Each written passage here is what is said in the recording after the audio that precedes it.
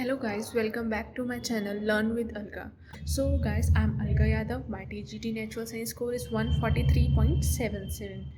आज के इस लेक्चर में हम पढ़ने वाले हैं cell cycle and cell division कि हाउ सेल्स डिवाइड कि सेल अपना नंबर कैसे बढ़ाता है, ये आज हम पढ़ेंगे. So let's start with our topic. So what is cell cycle? Cell cycle क्या होता है?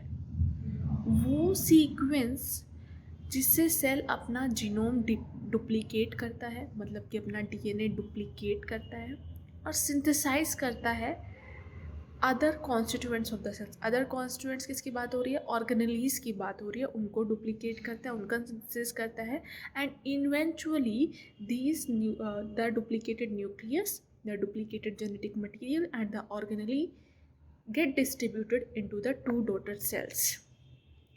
Now what are the phases of cell cycle? अगर हम बात करें कि सेल डिवीजन का प्रोसेस का टाइम कितना लगता है, अगर हम बात करें सेल डिवीजन के प्रोसेस का कितना टाइम लगता है, अगर हम ह्यूमन सेल की बात करें तो वो अप्रॉक्सीमेटली 24 आवर्स में डिवाइड हो जाता है. ईस्ट सेल की अगर हम बात करें, yeast cell it divides in 90 minutes. कितने मिनट में डिवाइड करेगा? 90 मिनट्स में डिवाइड कर जाता है. ओके, सेल साइकिल बेसिकली दो फेजेस में डिवाइडेड है, interphase and the M phase. M phase stand for mitosis phase. Okay, so दो फेजेस में डिवाइडेड है. ये आप देख पा रहे हो, दोनों ही फेज है. जो येलो कलर का शेडेड पार्ट है means this is the interface. So देखो ज़्यादा टाइम 20, ये ह्यूमन सेल का दिखाया गया तो 24 आवर में से ज़्यादा टाइम सेल कौन से स्टेज पर रहता है? इंटरफेस स्टेज पर रहता है. Then this is the black colour से जो ये मार्क किया हुआ है, this is the M phase. M phase में डिफरेंट स्टेजेस आती हैं like prophase, meta, anaphase, telophase and then cytokinesis. We will be reading them, अच्छे से एक्सप्लेन करेंगे, अच्छे से हम इनको पढ़ेंगे आगे डिटेल में. सो देखो इंटरफेज में कौन कौन से स्टेज आती है? G1, S and G2 phase. So let's start with our phase 1, that is interphase.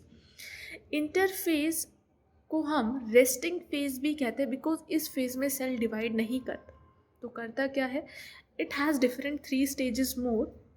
क्या क्या स्टेजेस है इसमें? G1 फेज जिसको हम गैप 1 कहते हैं.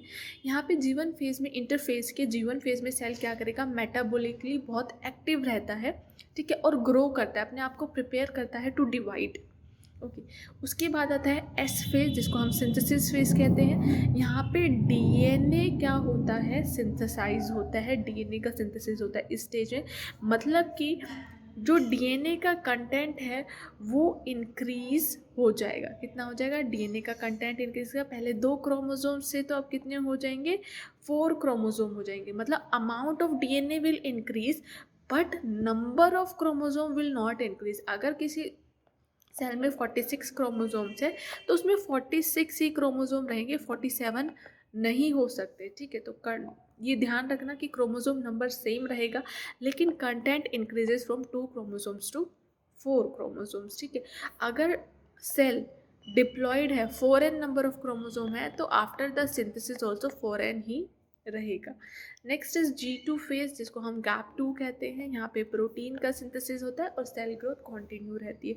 तो इंटरफेज में हमने 3 स्टेजेस पर ही, G1 phase, S phase and the G2 phase. Now come to second, that is M phase जिसको हम माइटोसिस फेज भी कहते हैं. This is the phase where the actually the division start. Division का प्रोसेस क्या होता है? स्टार्ट हो जाता है. तो माइटोसिस में क्या होता है? न्यूक्लियर डिवीजन होता है, ठीक है. डॉटर सेल्स की क्रोमोसोम सेपरेट हो जाते हैं. जब ये सेपरेशन ऑफ डॉटर क्रोमोसोम्स होता है तो इस प्रोसेस को हम क्या कहते हैं? कैरियोकाइनेसिस कहते हैं. What is known as karyokinesis? जब न्यूक्लियस डिवाइड कर रहा है या फिर जब क्रोमोसोम सेपरेटली डिवाइड हो रहे हैं, सेपरेट हो रहे हैं, तो उसको क्या कहेंगे? कैरियोकाइनेसिस कहेंगे. जब साइटोप्लाज्म में डिवीजन होगा to form the separate 2 daughter cells तो उसको हम कहेंगे साइटोकाइनेसिस. ओके, सो यहाँ पे जब डिवीजन एंड होने वाला है तो साइटोप्लाज्म में फाइनल डिवीजन होता है जिसको हम साइटोकाइनेसिस कहते हैं और सेल डिवीजन का साइकिल कंप्लीट हो जाता है. Another stage is quiescent stage जिसको G0 फेज भी कहते हैं, G0 फेज भी कहते हैं. यहाँ पे सेल डिवाइड नहीं करता, इनएक्टिव स्टेज पर रहता है. Neither divides nor it goes in interphase, it's remains in inactive form. So let's start with our mitosis phase in detail. तो सबसे पहले माइटोसिस में पहला स्टेज क्या आएगा? प्रोफेज. पहला स्टेप क्या होता है? पहला स्टेप आएगा प्रोफेज। प्रोफेज में एक्चुअली में होता क्या है, ठीक है, जो सिंथेसिस के टाइम पे हमारे क्रोमोसोम्स, जो सेल के क्रोमोसोम रेप्लिकेट हुए थे, डुप्लीकेट हुए थे, ठीक है, वो क्या होंगे, कंडेंस हो जाएंगे और हमें माइक्रोस्कोप के अंदर विजिबल हो जाएंगे in the form of road like structure. देखो आप देखोगे यहाँ पे पहले अर्ली प्रोफेज में ऐसे था, तो ये किस में कन्वर्ट हो गया, देखो रोड लाइक स्ट्रक्चर्स में कंडेंसेशन हुआ and they converted into road like structures, ठीक है। अब देखो जो न्यूक्लियर मेम्ब्रेन है, this is the nuclear membrane, ये भी क्या होने लगी है, डिसइंटीग्रेट होने लगी है। क्या होगी, डिसइंटीग्रेट, ये पूरी रिमूव हो जाएगी, ठीक है। न्यूक्लियर एनवलप डिसअपियर हो जाएगा। माइक्रोट्यूब्यूल्स असेंबल हो जाएंगे एट द पोल्स। देखो पोल्स पे देखो ये माइक्रोट्यूब्यूल्स अरेंज हो गए एट द पोल्स, ठीक है। Microtubules will, these are the microtubules, these are the microtubules, proteinaceous structures होते हैं and this is the centriole, this is the centriole, मैंने बताया था 90 डिग्री पे अरेंज होते हैं, दे मूव टू द पोल, पोल की तरफ चले जाते हैं जब सेल डिवीजन करना होता है, ठीक है। तो सेंट्रियोल देखो पोल के पास चले गए, ये न्यूक्लियस में प्रेजेंट थे। Now next stage after the prophases, देखो जब ये वाली स्टेज होगी मतलब सेल अब कौन सी स्टेज में जाने वाला है, नेक्स्ट स्टेज में जाने वाला है, that is the prophase, metaphase stage, sorry metaphase. देखो जब सेंट्रियोल यहाँ पर आया है तो इसने देखो क्या बनाया है, these are known as spindle fibres, but they are known as spindle fibre. ये स्पिंडल फाइबर है जो कि सेंट्रोमियर से, ठीक है, ये जो डिस्क लाइक स्ट्रक्चर इस पर प्रेजेंट है उसको हमने क्या बोला था, काइनेटोकोर, काइनेटोकोर से अटैच हो गए हैं, ठीक है, these attached to the kinetocores. Now they will transit to the another stage that is known as metaphase. metaphase में क्या होगा, दिस इज द स्टेज जहाँ पे हम क्रोमोसोम की मॉर्फोलॉजी मोर इजीली स्टडी कर सकते हैं। तो ध्यान रखना at which stage morphology of chromosome can be best studied, then at metaphase chromosome की जो मॉर्फोलॉजी है हम वहाँ पे इजीली पढ़ सकते हैं। स्पिंडल फाइबर अटैच हो गए थे, अब ये स्पिंडल फाइबर क्या करेंगे, इन क्रोमोसोम्स को सेंटर पे, इक्वेटर पे ले आएंगे। देखो इक्वेटर पे आ गए ये क्रोमेटिड्स या फिर सिस्टर क्रोमेटिड्स जिनको हम कहेंगे। तो इसको हम जब ये इक्वेटर पे आ जाते हैं तो इसको हम क्या कहते हैं, मेटाफेज प्लेट कहते हैं। क्या कहते हैं, मेटाफेज प्लेट कहते हैं। After this another stage comes that is the anaphase. अब एनाफेज में क्या होगा, जो ये स्पिंडल फाइबर है जो काइनेटोकोर से अटैच्ड है, तो ये क्या करना करेंगे, ये कोशिश करेंगे एक दूसरे की तरफ ऐसे खींचेंगे, ये इस तरफ, ये वाले इधर खींचेंगे, they will stretch here and this will stretch at this pole, opposite pole की तरफ खींचेंगे। तो इसका क्या होगा, जो सेंट्रोमियर है वो स्प्लिट हो जाएंगे, देयरफॉर जो सिस्टर क्रोमेटिड्स हैं वो भी सेपरेट हो जाएगी and they will move to the opposite pole like this. देखो अपोजिट पोल पर आ गई है, this stage is known as anaphase. Fourth stage is telophase. Telophase में क्या होगा, दोबारा से क्या होगा, क्रोमोसोम्स जो होंगे पोल्स पे देखो क्लस्टर हो जाएंगे, न्यूक्लियर एनवलप दोबारा बन जाएगा, ठीक है, जो आपकी ऑर्गेनेलीज हैं वो भी रिफॉर्म हो जाएगी। देखो ये न्यूक्लियर एनवलप आ गया है, ठीक है, ये हट जाएगा, रिमूव हो जाएगा, डिसअपियर हो जाएगा। देन आफ्टर द टीलोफेज, देखो इसमें क्या होगा, टीलोफेज स्टेज में जनरली क्रोमोसोम क्लस्टर हो गए और जो ऑर्गेनेलीज हमारी डिसअपियर हो गई थी वो दोबारा से रिफॉर्म हो जाती हैं, ठीक है। Next is cytokinesis. साइटोकाइनेसिस में क्या होगा, देखो यहाँ से जब ये साइटोप्लाज्म स्प्लिट होगा, साइटोप्लाज्मिक डिवीजन आएगा, इस प्रोसेस को हम क्या कहते हैं, साइटोकाइनेसिस कहते हैं, जिसकी वजह से 2 डॉटर सेल्स बन जाते हैं, ठीक है। आफ्टर द कैरियोकाइनेसिस, कैरियोकाइनेसिस हमारा ये हो गया इधर कैरियोकाइनेसिस, ठीक।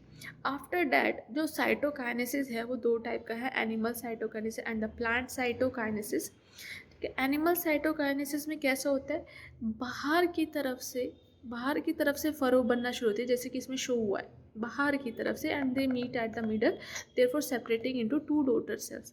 लेकिन प्लांट साइटोकाइनेसिस में क्या होता है, cell wall begins with the formation of cell plate which represent the middle lamella. बीच में से यहाँ से सेल प्लेट बनना शुरू होगी, ठीक है, that is associated with the limit, और ये बाहर की तरफ इस तरह से सेल वॉल किससे एसोसिएटेड होगी, सेल वॉल प्लेट से। Cell plate is nothing but the middle lamella, और बाहर की तरफ ग्रो करेगी। एनिमल सेल में क्या हो रहा था, ऐसे आ रहा था, लेकिन प्लांट सेल में बीच में सेल प्लेट फॉर्म होगी and it will go inside to outside, ठीक है। और मिडल लेमेला सेल वॉल के साथ प्रेजेंट होगी, that will act as a glue to the two neighbouring cells. देखो ये सेल डिवाइड कर जाएगा तो यहाँ पे मिडल लेमेला इनके बीच में रहेगी, सेल वॉल इधर। ना what is the significance of mitosis? Significance क्या है माइटोसिस का? ग्रोथ के लिए रिस्पॉन्सिबल है। ग्रोथ होती है तो हमारे जब बॉडी ग्रो कर रही है तो वहाँ पे उन सेल्स का नंबर इंक्रीज होगा। सेल्स का नंबर इंक्रीज कैसे करेंगे? माइटोसिस से करेंगे।